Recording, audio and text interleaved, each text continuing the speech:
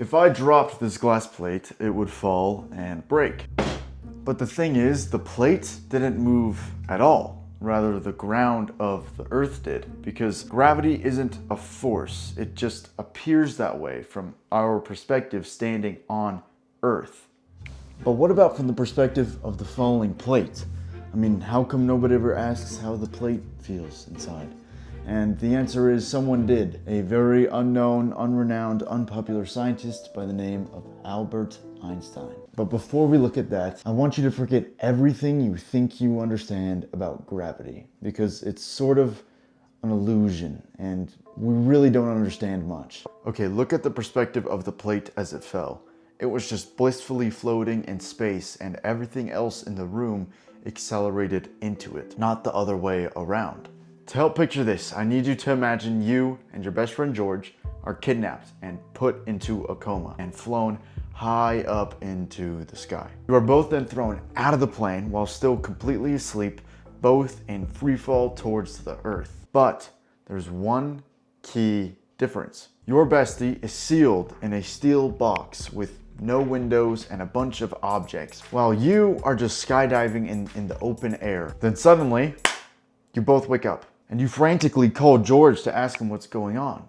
And George tells you that he thinks he's somewhere floating in outer space. Because from his perspective, himself and everything in the box are all floating, completely weightless. But from your perspective, you seem to be falling. Only because you can see the Earth and feel the air. You are both experiencing 0 G's. Because there is no gravitational field. And there's absolutely no difference between free falling to Earth and floating in the middle of nowhere space. They are the exact same situation. Now let's change the experiment. Suppose that George's box has boosters on it that are accelerating him at 9.8 meters per second squared in any direction, doesn't matter. Inside, him and all the objects would feel a sense of gravity.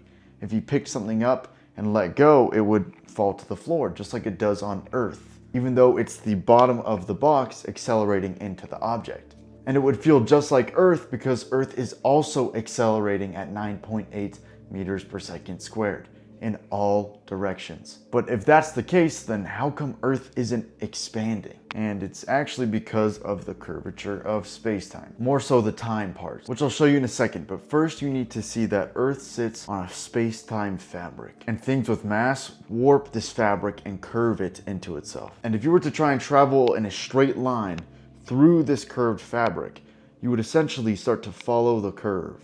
Look at the moon, for example. It appears to be making circular orbits around the Earth, but in reality, it's traveling in a straight line just through curved space-time created by the Earth. One way to visualize this is to imagine two people about a few thousand miles apart walking due north. At first, their paths seem parallel, like they will never meet. But because the surface they travel on is curved, they will gradually gravitate towards each other as they reach north.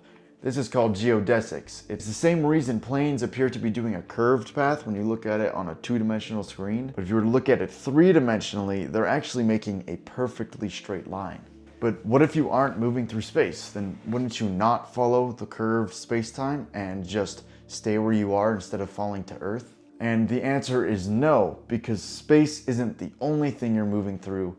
You're also moving through time. In a way, this space-time curvature turns your temporal speed, which is your speed through time, into spatial speed, but not literally, because the Earth is still accelerating into you. This is an apple floating in the middle of space near no massive objects whatsoever. It's an unwarped space-time. And as you can see, our apple is only moving through time. As the apple moves through time, nothing changes. Now this is an apple near Earth in warped space-time, and the apple is only moving through proper time. But it appears as though the ground of the Earth is accelerating and intercepting the apple. But this isn't relevant to us because this isn't accounting for time dilation. Because if this just were the case, then the Earth would expand. So to calculate for the time dilation, we have to fold this into a cone. And now from a perspective of Earth, it appears as though the apple simply falls to the ground, when in reality, the apple was just moving through time. So because of the cone-like time dilation, the Earth can accelerate but not expand at the same time.